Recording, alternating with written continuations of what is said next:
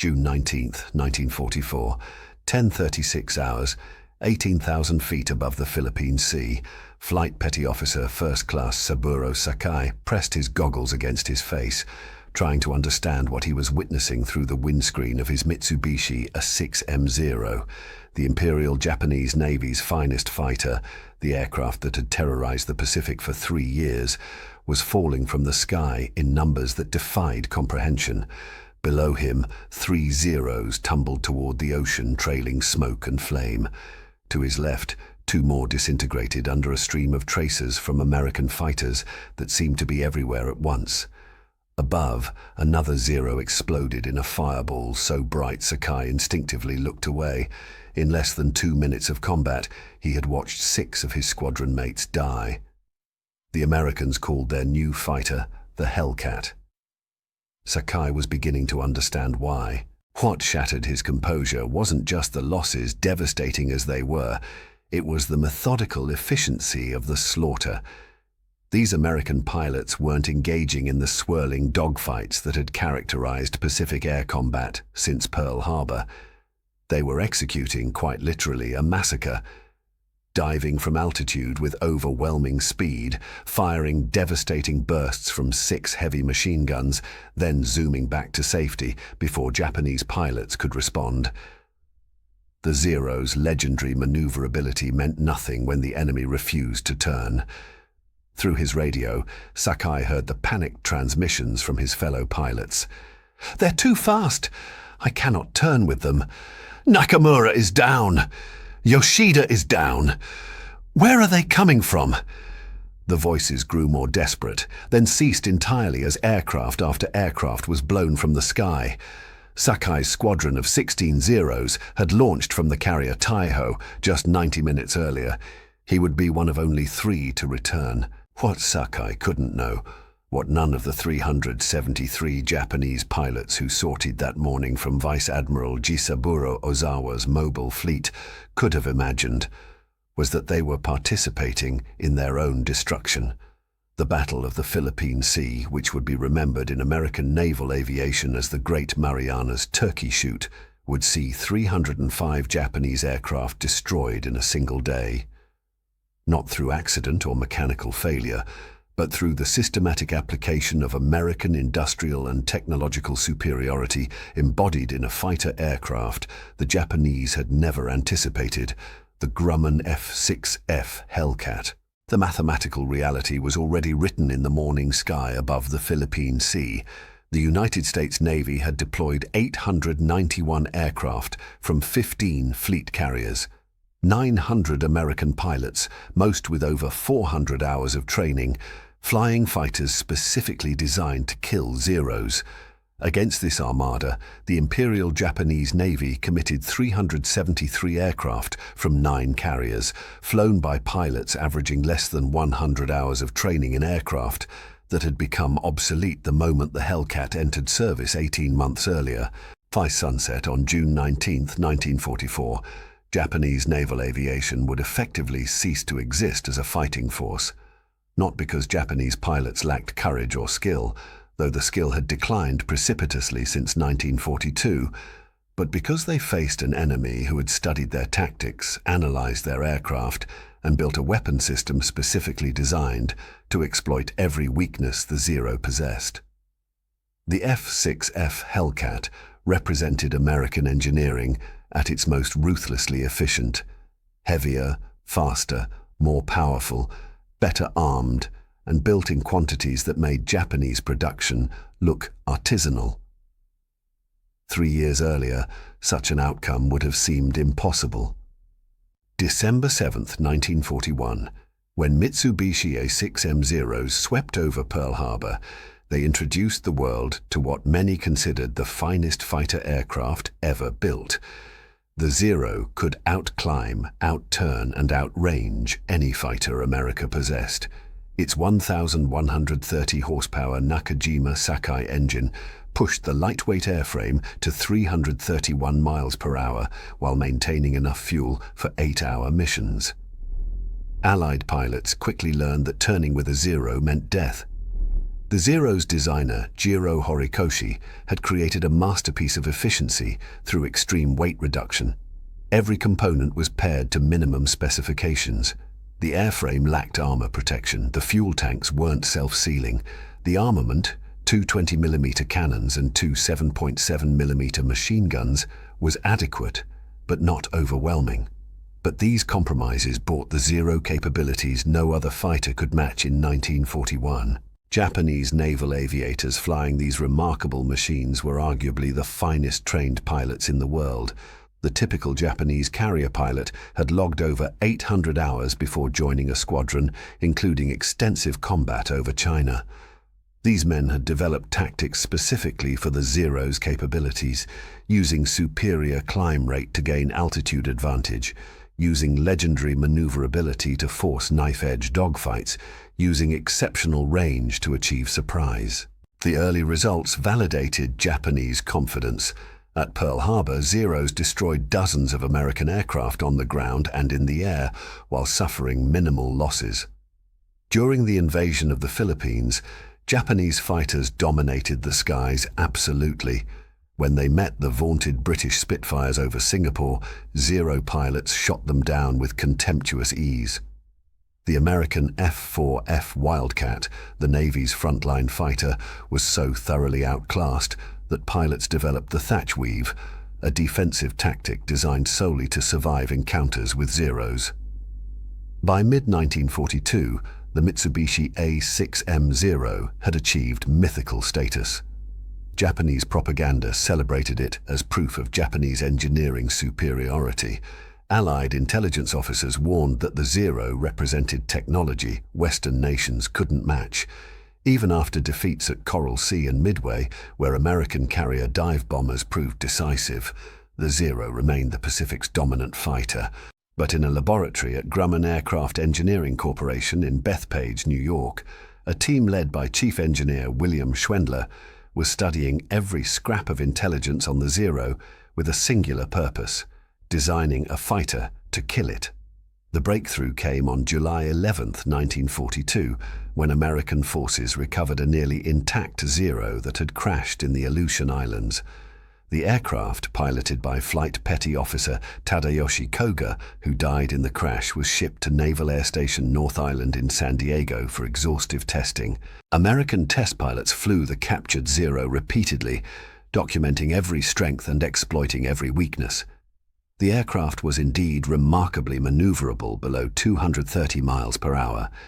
But above that speed, the Zero's fabric-covered ailerons stiffened dramatically, making high-speed maneuvering difficult. The lightweight structure, while enabling superior climb and range, meant the Zero couldn't dive as fast as heavier American fighters without risking structural failure. Most critically, the lack of armor made it extraordinarily vulnerable to battle damage. Lieutenant Commander Eddie Sanders, one of the test pilots who flew the captured Zero, filed a report that would influence American fighter design profoundly. The Zero is a superb aircraft for the mission it was designed to accomplish: long-range interception and escort. But it achieves this by sacrificing everything to weight reduction. It cannot withstand punishment. It cannot dive away from trouble. Above 250 miles per hour, it loses its maneuverability advantage. Any fighter designed to exploit these weaknesses rather than match the Zero's strengths could dominate it. Grumman's engineers had already reached similar conclusions before testing the captured Zero. Their new fighter, designated XF6F-1, was designed around a philosophy diametrically opposed to the Zero's lightweight elegance: overwhelming power, maximum protection, devastating firepower. Where the Zero sought to minimize weight, the Hellcat embraced it. Where the Zero relied on maneuverability, the Hellcat would dominate through speed and energy. Where the Zero's pilot sat exposed, the Hellcat's pilot would be encased in armor. The F6F Hellcat that emerged from Grumman's factories beginning in October 1942 was a brute by comparison to the elegant Zero. At 15,413 pounds maximum takeoff weight, it was nearly twice the Zero's 6,164 pounds. Its Pratt & Whitney R2800 double wasp engine produced 2,000 horsepower, nearly double the Zero's output. This massive power plant pushed the Hellcat to 380 miles per hour in level flight, a full 50 miles per hour faster than the Zero. But speed was just the beginning. The Hellcat carried 212 pounds of armor plate protecting the pilot from the front, sides and rear. The fuel tanks were self-sealing, preventing the catastrophic fires that killed so many Zero pilots. The structure could withstand dive speeds exceeding 420 miles per hour and pull 6G maneuvers without structural failure. Where the Zero could barely survive a few hits from .50 caliber machine guns, Hellcats routinely returned from combat missions with dozens of holes in their airframes and engines. The armament represented American firepower philosophy at its most excessive. 6 Browning M2.50 caliber machine guns, 3 in each wing, each with 400 rounds of ammunition. Combined rate of fire, 4,800 rounds per minute. This meant a Hellcat pilot who held the trigger for 2 seconds put 160 half-inch bullets into the target. The standard ammunition load mixed armor-piercing incendiary, tracer and ball rounds in ratios designed to penetrate, ignite and destroy. American test pilots who transitioned from Wildcats to Hellcats reported a transformation in combat philosophy. Lieutenant Commander James Flatley, one of the Navy's top aces, stated after his first Hellcat flight, "In the Wildcat, you fought defensively, trying to survive long enough to get occasional shots. In the Hellcat, you hunt. You have the speed to chase them down, the climb to get above them, the firepower to destroy them with a single burst, and the protection to survive their return fire. It's not a fair fight anymore, it's an execution." Grumman's production of Hellcats demonstrated American industrial capacity, operating at peak efficiency. The company's Bethpage facility expanded repeatedly during 1942 and 1943, employed over 25,000 workers operating 2 shifts. By mid-1943, the factory was completing 1 Hellcat every hour around the clock. Production would eventually reach 12,275 aircraft, making the Hellcat the second most produced American fighter after the P-47 Thunderbolt. The manufacturing process incorporated lessons from automotive mass production. Major components were built as sub-assemblies by hundreds of suppliers, then brought together on moving assembly lines. The R2800 engines came from Pratt & Whitney plants operating at triple their pre-war capacity. Hamilton Standard provided propellers at rates exceeding 200 per day. Each component was manufactured to tolerances ensuring complete interchangeability. Any engine fit any airframe, any propeller, any engine. Quality control exceeded anything achieved in Japanese production. Every Hellcat received thorough ground testing before its first flight. Test pilots flew each aircraft through a standard routine designed to detect any defects. The rejection rate was less than 2%, remarkable for such high-volume production. Japanese factories, increasingly reliant on inexperienced workers and facing material shortages, saw quality decline throughout 1943 and 1944. But the Hellcat's technical superiority would have meant little without pilots trained to exploit it. The United States Navy's pilot training program in 1943 represented another massive American advantage that Japanese leadership failed to comprehend. The standard Navy pilot training pipeline consumed 18 months and over 500 hours of flight time before a pilot joined a fleet squadron. The program began with ground school covering aerodynamics, navigation, meteorology and aircraft systems. Primary training used simple aircraft like the Stearman N2S to teach basic flying skills. Intermediate training transitioned to more powerful aircraft. Advanced training put students in high-performance aircraft similar to what they'd fly in combat. Carrier qualification required dozens of practice landings before a pilot was certified for fleet operations. Gunnery training alone consumed hundreds of hours. Pilots fired at towed sleeves, tracking targets while pulling G-forces in high-speed maneuvers. They practiced deflection shooting, the complex skill of leading a moving target while both aircraft maneuvered. They studied gun camera film from combat missions, learning what worked and what didn't. By the time a pilot reached a fleet squadron, he had fired thousands of practice rounds and understood instinctively how to employ his weapons. Lieutenant Alexander Vrasiu, who would become one of the Navy's top aces, described the training. By the time I reached VF-16 flying Hellcats, I had over 600 hours total time, including 200 hours in fighters. I had made 50 carrier landings. I had fired guns until the sight picture was automatic. The Japanese pilots we faced in 1944 were lucky to have 100 hours total time and maybe 5 carrier landings. The outcome was predetermined by training long before we met in combat. The contrast with Japanese pilot training by 1944 was stark and decisive. Japan's systematic loss of experienced pilots, beginning at Coral Sea and accelerating through Midway, Guadalcanal, and the relentless attrition of 1943 created a crisis the Japanese training system couldn't overcome. The veteran pilots who had trained over China and perfected their skills in the war's early campaigns were largely dead. Their replacements received abbreviated training as Japan desperately tried to maintain squadron strength. By early 1944, typical Japanese Navy pilots received between 60 and 100 hours of total flight time before joining operational squadrons. Carrier qualification might be as few as 2 practice landings. Gunnery training was minimal due to fuel shortages and ammunition scarcity. Many pilots assigned to carriers in 1944 had never fired their aircraft's weapons until entering combat. They arrived at their squadrons having never flown against the aggressive tactics American pilots employed. Vice Admiral Jisaburo Ozawa, commanding the mobile fleet during the Philippine Sea operation, understood the crisis.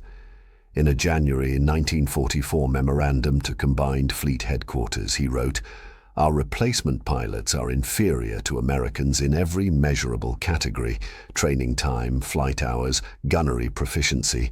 But we have no choice except to employ them. The strategic situation demands we engage the American fleet despite our pilots' inadequate preparation." The strategic situation Ozawa referenced was Japan's deteriorating position in the Central Pacific. Throughout 1943, American forces had advanced through the Solomon Islands while simultaneously driving across the Central Pacific. Each operation saw Japanese air power attrited beyond replacement capacity. The November 1943 invasion of Tarawa cost Japan 121 aircraft. The February 1944 strike on Truk destroyed 270 Japanese aircraft on the ground and in the air. By June 1944, Japanese naval aviation had been reduced to approximately 400 carrier aircraft and perhaps 200 land-based naval aircraft in the Marianas. Against this declining force, the United States Navy deployed overwhelming strength. Task Force 58, commanded by Vice Admiral Mark Mitcher, represented the most powerful carrier force ever assembled. 15 fleet carriers and light carriers embarked 891 aircraft, including 475 F6F Hellcats. 7 fast battleships, 13 cruisers, and 69 destroyers provided support. This armada dwarfed anything Japan could assemble. The Japanese plan for the operation that would become the Battle of the Philippine Sea reflected desperation masked as tactical innovation.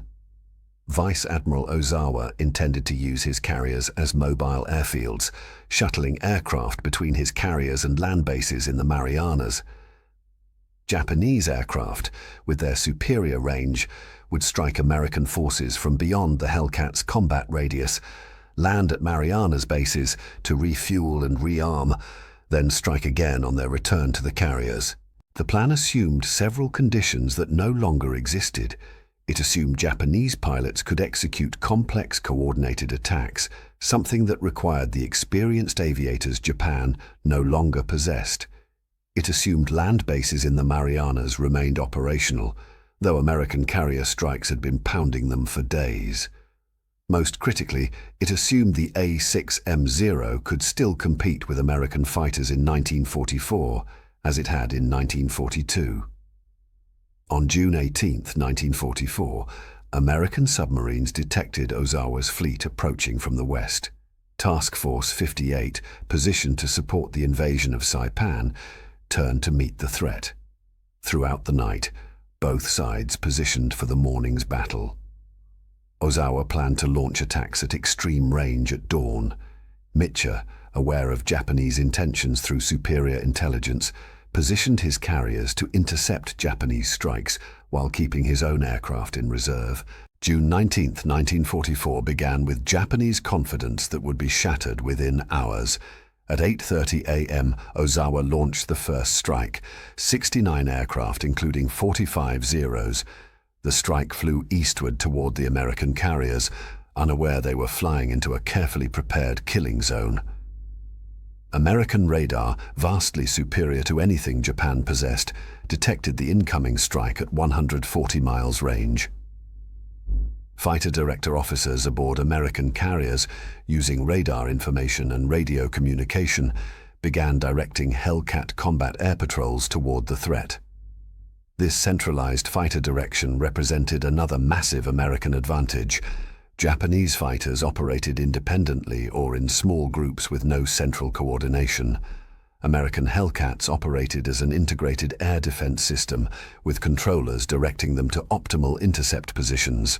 At 10:36 a.m., 45 Hellcats from VF-15 and VF-16 met the first Japanese strike 60 miles from the carriers. What followed was not aerial combat as the Japanese pilots understood it, but systematic destruction. The Hellcats, positioned at 20,000 feet with altitude advantage, dove on the Japanese formation with devastating effect. Lieutenant Commander Charles Brewer, leading the VF-15 Hellcats, described the engagement.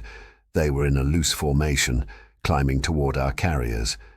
We had altitude, speed, and numbers. I led my division down in a high-side attack. I selected a Zero climbing on the left of their formation, rolled inverted, pulled through, and fired a 2-second burst from 300 yards. The Zero's left wing separated from the fuselage, and the aircraft tumbled away, trailing fire. I zoomed back to altitude and repeated the attack. Same result. The Zeros couldn't respond.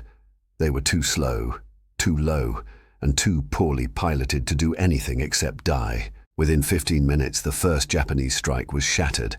American combat reports, confirmed by Japanese survivors, documented 42 Japanese aircraft destroyed for the loss of 1 Hellcat.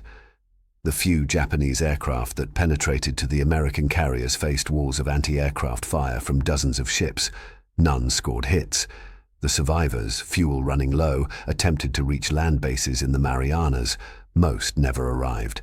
Flight Petty Officer First Class Saburo Sakai, leading his division of Zeros in that first strike, watched helplessly as his unit was annihilated.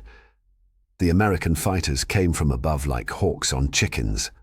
Our pilots, mostly with less than 100 hours flight time, had never experienced such aggression. They tried to turn with the Hellcats, but the Americans simply dove away, climbed back to altitude, and attacked again. Within minutes, only 3 of our 16 fighters remained. Sakai, a veteran with over 60 kills and experience dating to China, understood what the junior pilots couldn't. The Zero's advantages meant nothing in this engagement. Our maneuverability required the enemy to engage in turning combat. The Americans refused.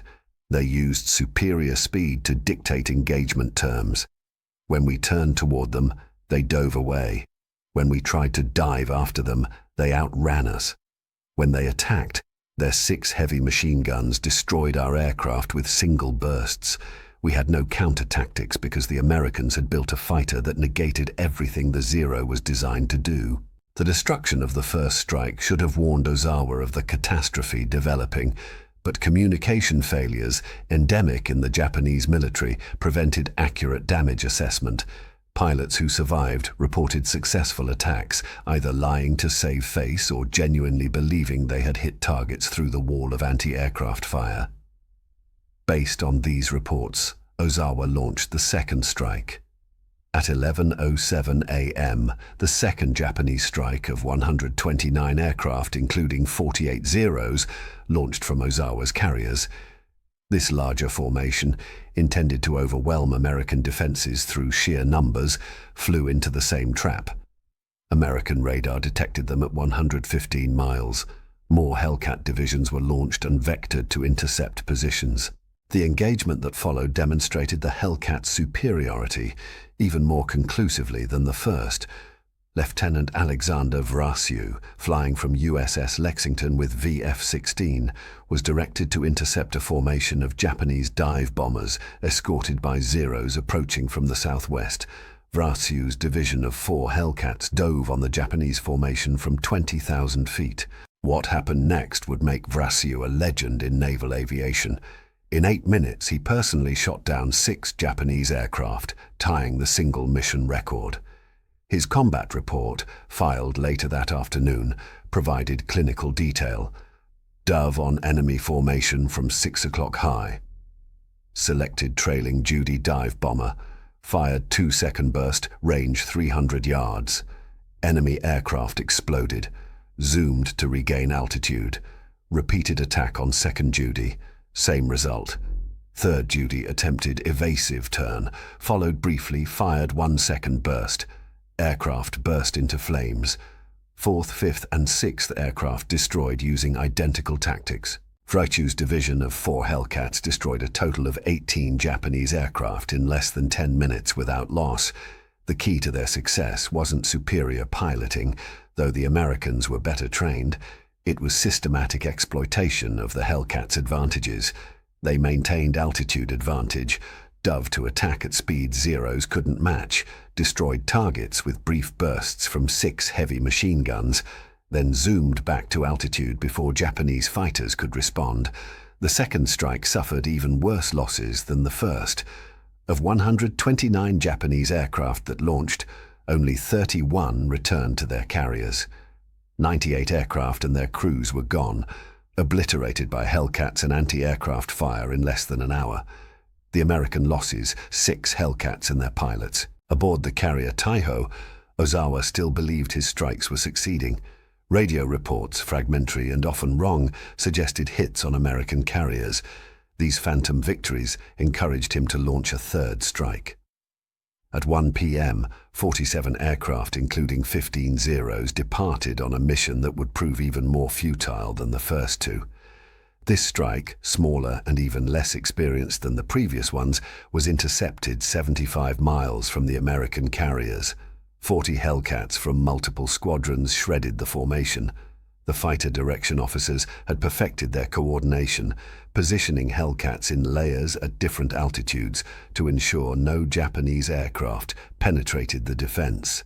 The few Japanese aircraft that survived the Hellcats faced anti-aircraft fire that had been refined through 2 previous engagements. 7 Japanese aircraft from the 3rd strike returned. 40 had been destroyed. American losses, 0. Her 4th and final strike, launched at 2:30 p.m., achieved nothing. Most of the 82 aircraft, disoriented by inadequate navigation training and poor weather, never found the American fleet. 25 were shot down by Hellcats. Others ran out of fuel attempting to reach Marianas bases. Only 18 returned to their carriers. By 3 p.m. on June 19, 1944, Vice Admiral Ozawa's mobile fleet had effectively been destroyed as an offensive force. Of 373 aircraft launched that morning, fewer than 100 returned. The pilots lost represented an irreplaceable investment in training and experience. The American losses were 29 aircraft, most from operational accidents rather than combat. The statistics told a story that defied everything Japanese naval aviation had believed about itself. The Imperial Japanese Navy had sorted 373 aircraft, expecting to dominate through superior range, pilot skill, and tactical acumen. Instead, they had been slaughtered. 305 Japanese aircraft destroyed in a single day.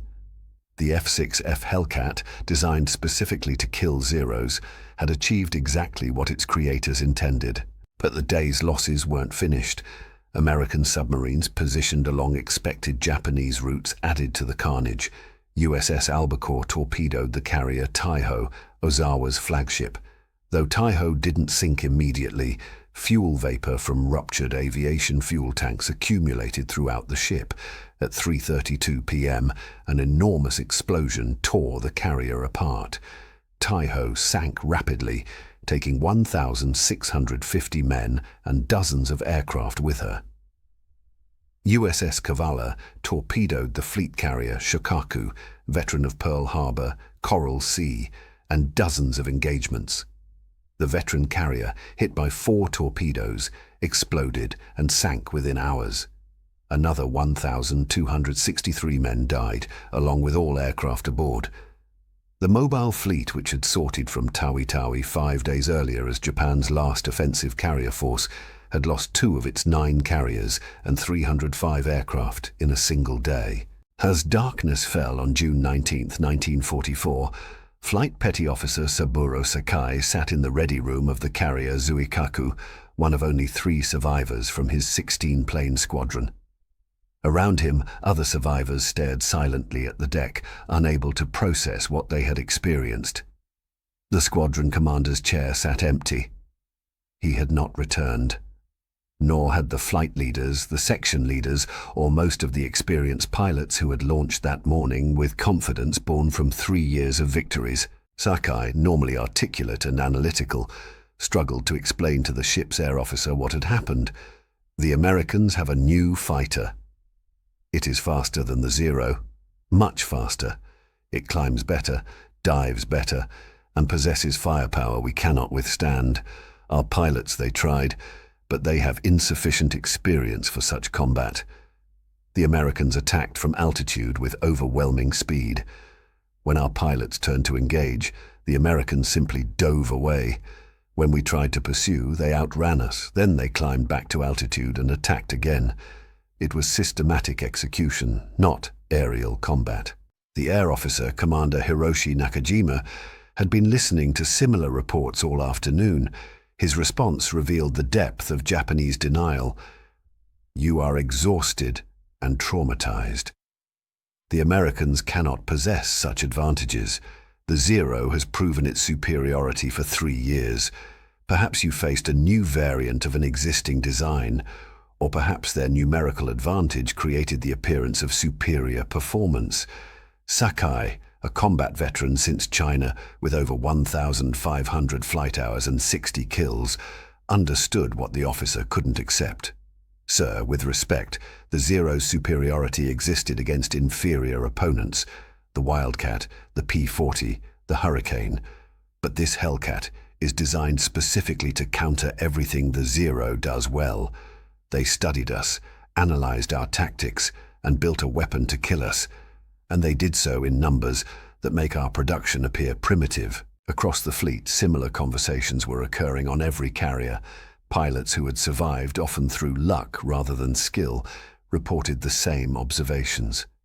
The American fighters were heavier, faster, more powerful, and far more durable than anything they'd faced. The American pilots demonstrated aggression and skill that negated the Zero's traditional advantages. The coordination between American fighters, directed by radio from their carriers, created an integrated defense that overwhelmed Japanese attacks before they reached their targets. Admiral Ozawa, transferred to the carrier Zuikaku after Taiho's loss, reviewed the day's reports throughout the night. The initial optimistic assessments from strike leaders had been replaced by accurate loss figures as returning pilots were counted. The mathematics were catastrophic. Of 373 aircraft committed, only 68 remained operational. The mobile fleet's offensive capability had been destroyed in a single day. Ozawa's June 20th report to Combined Fleet Headquarters attempted to explain the unexplainable. Enemy fighters demonstrate capabilities exceeding previous intelligence assessments. Speed, climb rate, and firepower are markedly superior to our A6M fighters. Enemy radar direction of fighters prevents surprise approaches to carriers. Enemy anti-aircraft fire is extremely heavy and accurate. Our pilot training is insufficient for current combat conditions. Recommend immediate withdrawal to rebuild strength. Admiral Soemu Toyoda, Commander-in-Chief of the Combined Fleet, read Ozawa's report with growing alarm. The loss of 305 aircraft in a single day exceeded Japan's monthly production capacity. More critically, the pilots lost represented years of training investment that Japan's abbreviated training program couldn't replace. But the most disturbing revelation was that Japanese fighters, the foundation of Japanese naval power since 1941, had been rendered obsolete by American technological superiority. On June 20th, Task Force 58 pursued the retreating Japanese fleet. Late afternoon strikes by American aircraft damaged 2 more carriers and sank 2 oilers. But the American losses were trivial compared to Japan's catastrophe. The Battle of the Philippine Sea was over. Japan had lost 3 fleet carriers, 305 aircraft, and approximately 445 pilots. The United States had lost 29 aircraft and 20 pilots. The kill ratio exceeded 10-1, the most lopsided engagement in carrier warfare history. The strategic implications were immediately apparent to Japanese leadership. Vice Admiral Shigeru Fukudome, Chief of Staff of Combined Fleet, wrote in his assessment, "The mobile fleet sortied as Japan's last offensive carrier force. It returns incapable of sustained operations. The loss of experienced pilots cannot be replaced under current training conditions. The inferiority of our aircraft to American types threatens all future operations. The Empire's naval aviation faces systematic destruction unless fundamental changes in aircraft design, production, and pilot training are implemented immediately." These fundamental changes never came. Japan lacked the industrial capacity, the resources, and increasingly the time to match American technological advancement. The F6F Hellcat, now proven in combat, was being produced at rates Japan couldn't approach.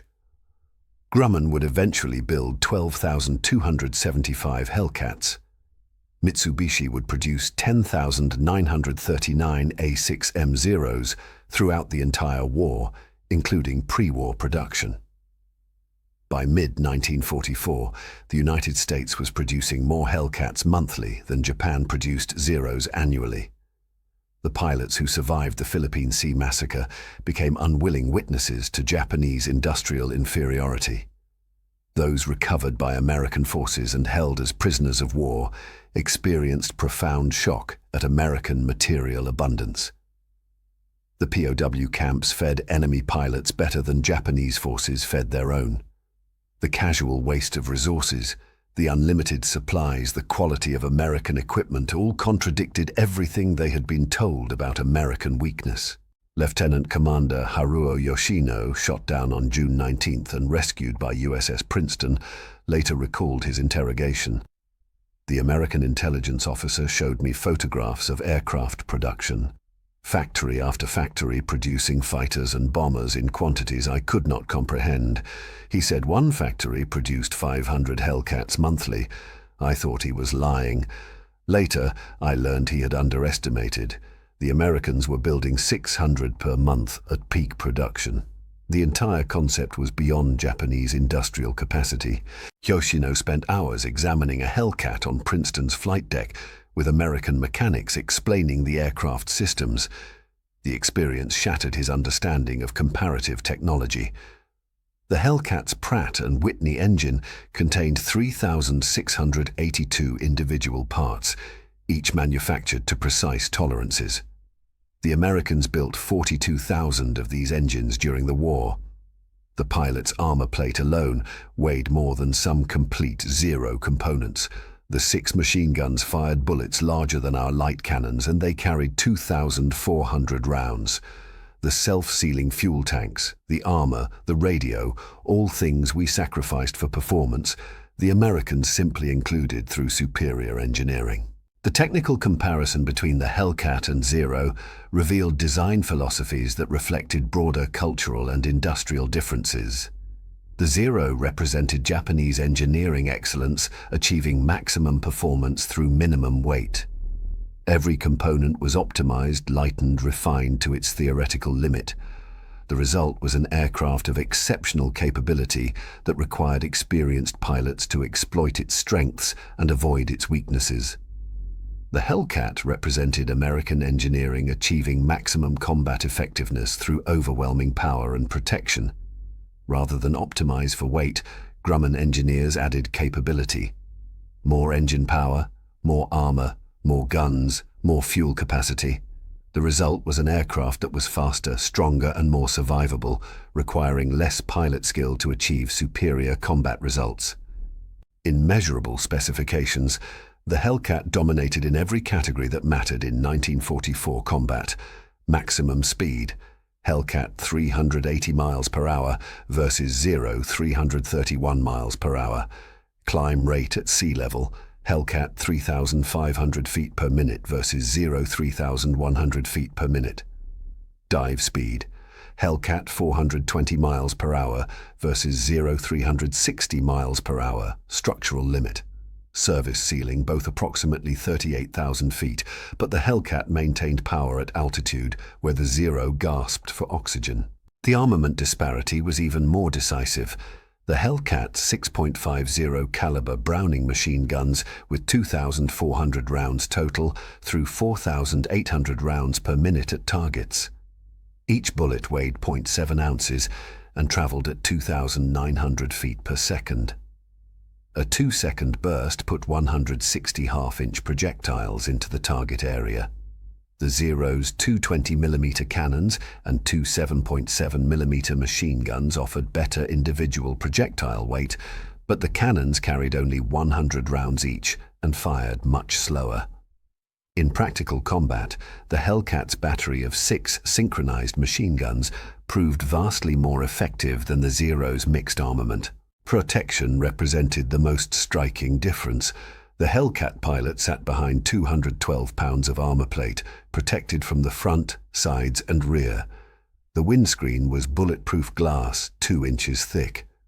The fuel tanks were self-sealing, with rubber liners that swelled to seal punctures. The radial engine's massive frontal area absorbed hits that would penetrate liquid-cooled engines. Hellcats routinely returned from combat with dozens of holes in their airframes. The Zero pilots sat completely exposed. No armor plate, no bulletproof glass, no self-sealing fuel tanks. A single .50 caliber armor-piercing incendiary round could be catastrophic. The lightweight structure, while enabling superior maneuverability, meant critical damage from relatively few hits. The Zero's vulnerabilities weren't design flaws, they were conscious choices to maximize range and agility. But by 1944, those choices meant death against the Hellcat's concentrated firepower. American pilots discovered they could destroy Zeros with startling ease. Commander David McCampbell, who would become the Navy's top ace with 34 kills, described his experience. A Zero required perhaps 50 to 80 hits from .30 caliber to bring down. Our 50 caliber machine guns destroyed Zeros with 5 to 10 hits, usually less. The first burst that connected would set them on fire or blow off critical components. I saw Zeros disintegrate from single 2-second bursts. The lack of armor protection meant every hit was potentially fatal. The psychological impact on Japanese pilots was devastating. Flight Petty Officer Saburo Sakai, who survived the war to write memoirs, described the terror of facing Hellcats. We called them Grumman Ironworks because they seemed indestructible. You could hit them repeatedly and they kept flying. Meanwhile, a single burst from their 6 guns meant certain death for us. The psychological effect was overwhelming. Pilots developed fear before missions, knowing they faced superior aircraft they couldn't defeat through skill or courage. We were being asked to commit suicide, just more slowly than the kamikaze. The Battle of the Philippine Sea marked the end of Japanese carrier aviation as an effective fighting force. Admiral Ozawa's mobile fleet returned to Japan's inland sea, with 3 carriers sunk, 2 damaged, and the surviving carriers' air groups decimated. Japan no longer possessed the pilots, the aircraft, or the training capacity to rebuild carrier air power. The combined fleet's carriers would sortie again only once during the Battle of Leyte Gulf in October 1944. and then merely as decoys to draw American attention from the Japanese battleship attack on invasion forces. The Hellcat continued its dominance through the war's end. By VJ Day, F6F Hellcats had destroyed 5,223 enemy aircraft in aerial combat, approximately 56% of all U.S. Navy air combat victories in World War II. The loss rate was extraordinarily low, 270 Hellcats lost to enemy aircraft in combat, a kill ratio of 19-1. Including ground attack missions where losses to anti-aircraft fire were higher, the overall loss rate was still only 6.6%. 19 of the Navy's top 30 aces flew Hellcats. Commander David McCampbell's 34 kills were all in F6Fs. Lieutenant Cecil Harris destroyed 24 enemy aircraft flying Hellcats. Captain Eugene Valencia, Lieutenant Alexander Vrasiu, Lieutenant Patrick Fleming. The list of aces included every major Navy fighter pilot of the war's later years, and nearly all flew Hellcats. The aircraft's versatility extended beyond fighter missions. Hellcats excelled at ground attack, carrying 2,000 pounds of bombs or 6 5-inch high-velocity aircraft rockets. During the Philippine campaign, Hellcats destroyed hundreds of Japanese aircraft on the ground. At Iwo Jima and Okinawa, Hellcats provided close air support that proved decisive in reducing Japanese defensive positions. Night fighter variants, designated F6F-3N and F6F-5N, carried radar in a pod on the right wing. These aircraft, operating from carriers at night, devastated Japanese air attacks and destroyed enemy aircraft attempting nocturnal operations. The Hellcat's stable flight characteristics and reliable engine made it ideal for the challenging task of carrier operations in darkness. Captured Japanese pilots and engineers who examined Hellcats after the war consistently expressed amazement at American production quality. Commander Minoru Genda, one of Japan's premier tactical minds and a survivor of the war, stated in 1946, "We knew American production exceeded ours quantitatively. What we failed to understand was that they also exceeded us qualitatively." The Hellcat was not just more numerous than the Zero, it was better in every way that mattered for the combat conditions of 1944. Our design philosophy, optimized for the war's opening campaigns, became obsolete when faced with American technological response. The engineering lessons from the Hellcat influenced post-war naval aviation globally. The U.S. Navy's transition to jets incorporated Hellcat design principles: powerful engines, heavy armament, pilot protection, and rugged construction. The F-4, U Corsair, and F-8F Bearcat, which succeeded the Hellcat, were essentially refined versions of the same philosophy. Even the Grumman F-14 Tomcat, which entered service in 1974, bore the design DNA of the Hellcat: big, heavy, powerful, and focused on mission effectiveness rather than theoretical elegance. Japan's post-war aviation industry, rebuilt under American influence in the 1950s, abandoned the lightweight design philosophy that had produced the Zero. The Mitsubishi F-1 fighter of the 1970s reflected American principles learned through bitter experience: adequate power, comprehensive protection, reliable systems, and manufacturing quality that emphasized durability. For the pilots who survived the Philippine Sea massacre, the memory remained vivid decades later. At a 1984 reunion of Japanese and American naval aviators in San Diego, survivors of both sides met for the first time since the war. The conversations were respectful, but revealing of the gulf in experiences. Flight Petty Officer Saburo Sakai, then 72 years old, met with several American Hellcat pilots.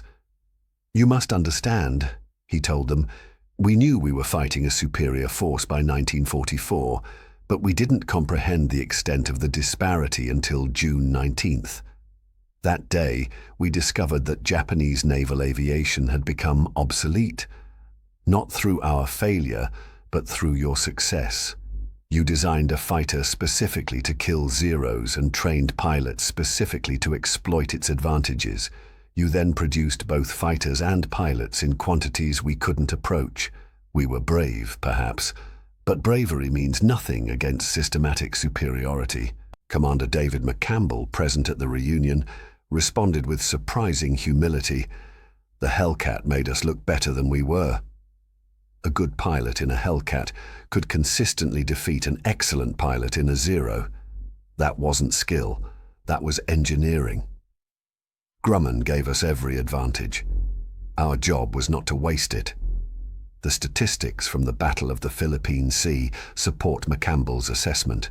American pilots, averaging 400 hours of training, flying Hellcats designed to exploit Zero weaknesses, destroyed 305 Japanese aircraft while losing only 29. The Japanese pilots, many with less than 100 hours training, flying Zeros optimized for a different era of warfare, never had a chance. The battle was decided not by courage or tactics, but by industrial capacity and technological superiority. The massacre at the Philippine Sea revealed a broader truth about industrialized warfare that Japan's military leadership never fully grasped. Victory in modern war requires not just brave soldiers and competent generals, but the industrial capacity to produce weapons in sufficient quantity and quality to overwhelm the enemy. The United States possessed this capacity in abundance. Japan did not. Grumman's production of 12,275 Hellcats represented just one element of American aviation dominance. The US produced 299,293 military aircraft during the war. Japan produced 76,320. American aircraft were generally superior in performance, protection, and armament. American pilots received far better training. American logistics ensured aircraft reached operational units with spare parts and maintenance support. American industrial depth meant losses could be replaced faster than they occurred. Japan's production, constrained by limited resources, insufficient machine tools, and growing labor shortages, declined in both quantity and quality throughout the war. By 1944, Japanese aircraft increasingly suffered from manufacturing defects, substandard materials, and inadequate testing. The gap between American and Japanese aircraft widened continuously from 1942 onward. The Hellcat's dominance at the Philippine Sea was replicated at Formosa in October 1944, where F6Fs destroyed over 600 Japanese aircraft in 3 days. At Iwo Jima in February 1945, Hellcats providing air support were virtually unopposed, facing a Japanese air force that had ceased to exist as an effective fighting force. At Okinawa in April and May 1945, Hellcats destroyed 1,062 Japanese aircraft, most kamikaze attackers, while losing only 101 F6Fs. By August 1945, the Imperial Japanese Navy possessed perhaps 4,000 aircraft, mostly trainers and obsolete types being reserved for kamikaze attacks during the anticipated invasion. Experienced pilots were nearly extinct. The pilots remaining averaged 50 hours total flight time. Many had never landed on a carrier or fired their weapons. Japanese naval aviation had been reduced from the Pacific's most formidable air arm to a desperate force preparing for mass suicide attacks. The technological disparity had become so complete that American carriers operated off Japan's coast with impunity in July and August 1945. Hellcats and Corsairs swept over Japanese airfields, destroying aircraft on the ground. Japanese fighters that rose to intercept were slaughtered. On August 13, 1945, 2 days before Japan's surrender, F6F Hellcats shot down 254 Japanese aircraft attempting to attack the carrier task force. American losses 4 aircraft. The final accounting of the F6F Hellcat's contribution to victory was staggering. Total enemy aircraft destroyed, 5,223 in aerial combat, 209 on the ground. Total F6F losses to enemy aircraft, 270. Kill ratio, 19.3 to 1. In addition to aerial victories, Hellcats destroyed 1,327 enemy ships and craft, 2,146 buildings and installations, and 1,047 locomotives and vehicles during ground attack missions. The aircraft had achieved exactly what its designers intended. Roy Grumman, founder of Grumman Aircraft Engineering Corporation, stated in 1946, "We set out to build a fighter that could defeat the Zero. We studied every aspect of Japanese tactics and aircraft performance. We designed the F6F to be faster, more powerful, better protected, and more heavily armed than the Zero. We built it in quantities that would give our pilots overwhelming numerical advantage. The results at the Philippine Sea and throughout the Pacific validated our approach." Lieutenant Commander Edward "Butch" O'Hare, for whom Chicago's airport is named, had flown Wildcats against Zeros in 1942 before being killed in action in 1943. Before his death, he flew the prototype Hellcat and wrote an assessment that proved prophetic. "The Hellcat will revolutionize Pacific air combat. A Zero pilot must be highly skilled to maximize his aircraft's advantages. A Hellcat pilot of average skill will consistently defeat expert Zero pilots because the Hellcat's advantages are so overwhelming. This aircraft will win the air war in the Pacific." For Japan, the Hellcat represented the crushing reality of American industrial power. Every aspect of the aircraft's design, production, and employment demonstrated capabilities Japan couldn't match. The R2800 engine that powered it was more complex than anything Japan produced, yet American factories built 42,000 of them. The armor plate that protected Hellcat pilots required steel production capacity Japan had already lost. The 6.50 caliber machine guns demanded ammunition production on a scale that would have consumed Japan's entire industrial capacity.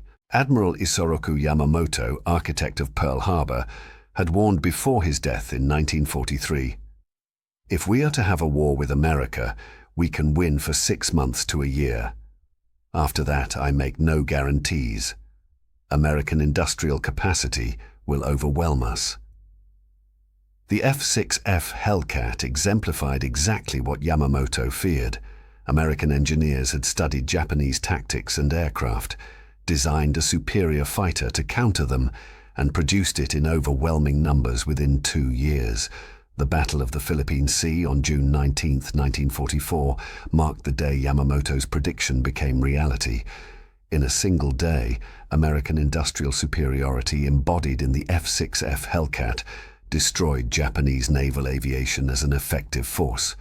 The 305 Zeros and other Japanese aircraft shot down represented not just lost equipment, but lost pilots, lost experience, and lost hope.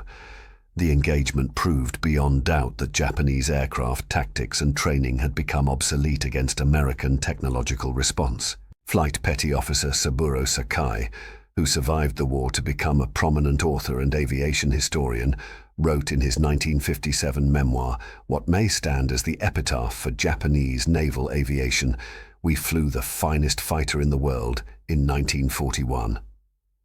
By 1944, we flew an obsolete aircraft against a superior enemy. We were brave, skilled, and determined. But courage cannot defeat industrial might. The Americans studied us, analyzed our strengths and weaknesses, and built a weapon system designed to kill us. The Hellcat was that weapon.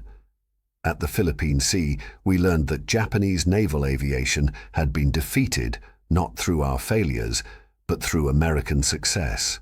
On the evening of June 19, 1944, as darkness fell over the Philippine Sea, American pilots celebrated their victories aboard the carriers of Task Force 58. The mood was jubilant. Pilots gathered in ready rooms comparing stories, reenacting maneuvers and tallying scores. On the flight deck of USS Lexington, ordnance crews reloaded Hellcats with ammunition, while mechanics performed maintenance by the light of electric lamps powered by generators that ran without concern for fuel conservation. 60 miles away, on the battered Japanese carrier Zuikaku, the mood was funereal.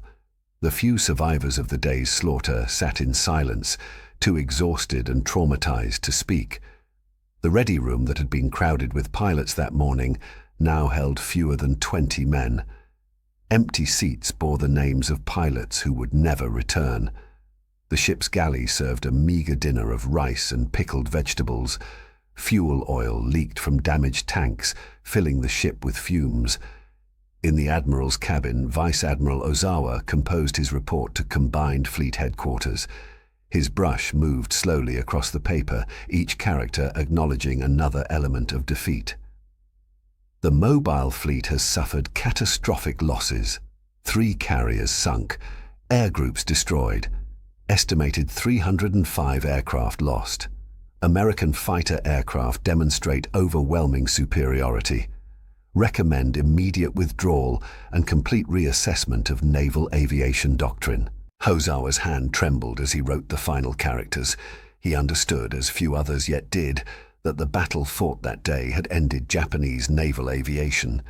The pilots were gone, irreplaceable under Japan's abbreviated training programs. The carriers that survived were useless without aircraft and pilots to fly them.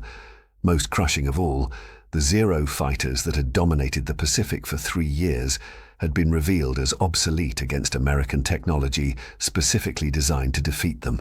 The F6F Hellcat had achieved in a single day what years of combat might not have accomplished: the complete destruction of Japanese carrier air power. The aircraft that American pilots simply called the Cat had proven itself the deadliest fighter in naval aviation history.